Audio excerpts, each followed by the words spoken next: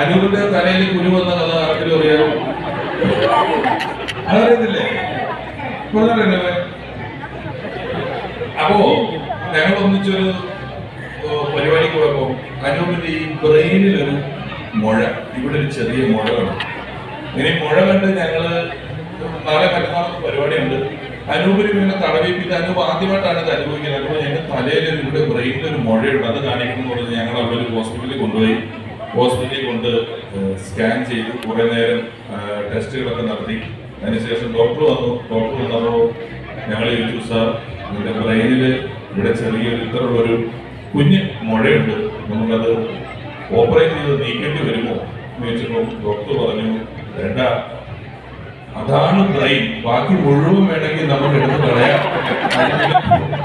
കുഴപ്പമില്ല, അത് മാത്രമുള്ള വെക്കണമെന്ന് പറഞ്ഞ ഒരാളാണ് അനൂപ്.